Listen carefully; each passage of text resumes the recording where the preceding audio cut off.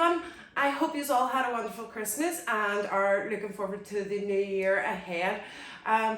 As most of you will know, I was due in court yesterday, but my solicitor called me to say that there had been an administrative error and my case wasn't heard in court. So hopefully I'll get a date for that soon. I do apologise that this update is coming to you so late.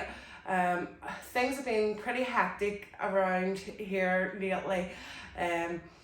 Obviously I have multiple court cases going on, and also the local government commissioner for standards has finally came to a conclusion on their 6-year investigation into me speaking out against Islam and immigration.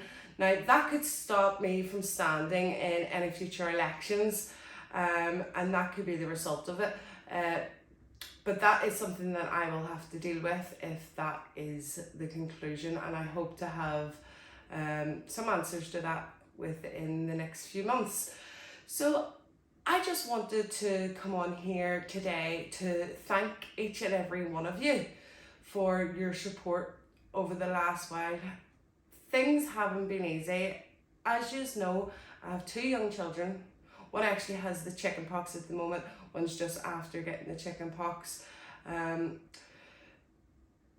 Obviously I'm trying to keep my home, and family life can be a bit hectic in general. So it's safe to say I have been being kept busy, but I do enjoy activism and it is my life, but I couldn't do it without your support. I can't speak about my court case. I can't go into any details about it. So I wanted to name just a few people who have put their head above the parapet and put themselves on the line to support me.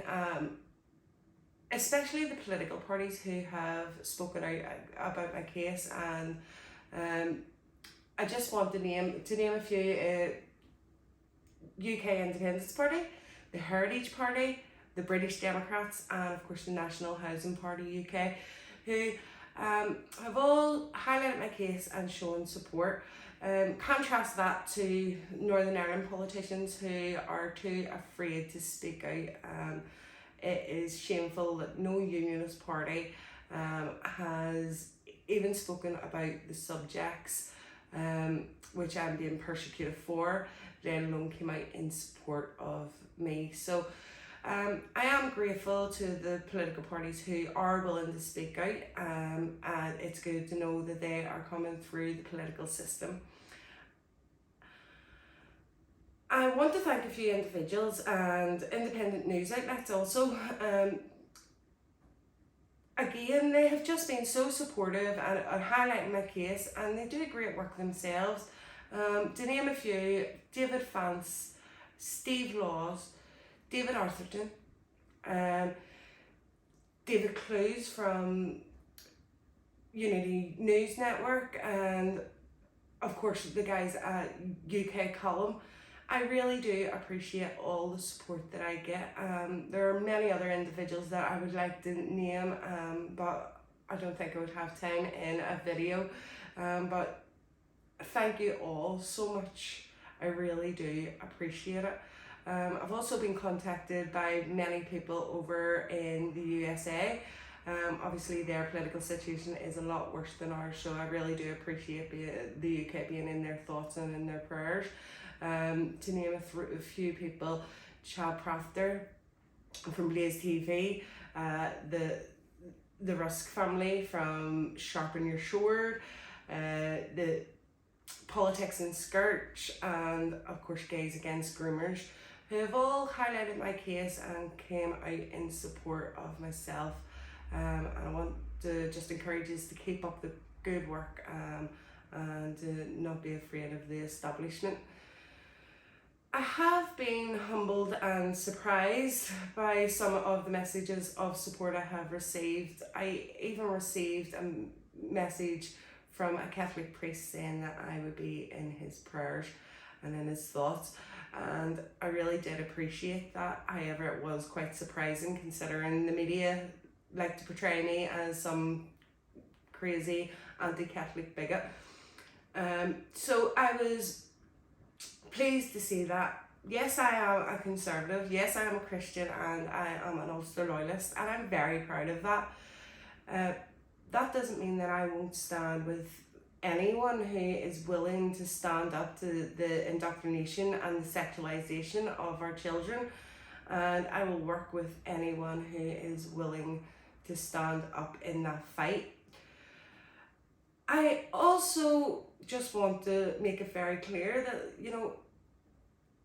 just because someone is supporting me through this battle that I face, it doesn't necessarily mean they agree with everything I say, and it doesn't necessarily mean that they agree with everything, that I agree with everything they say. The reality is that most people can see how toxic this is to the next generation, and I know that all the people that I have mentioned are happy to be united around this subject, and to highlight it and to try and to protect a future generation. So I just want to make that very clear. I also want to thank my family, because they have put up with all the stresses and strains that come with my activism for many years now. My hubby Wayne, my mummy, my daddy, and my brother. I'm so grateful to have yous. But most of all, I want to thank my 2 children, because over the last year, my children have seen and heard things that no mother would ever want their children to see or hear. Every step of the way, my 2 children have been extremely mature and understanding about all of it, and I'm just so blessed to have them.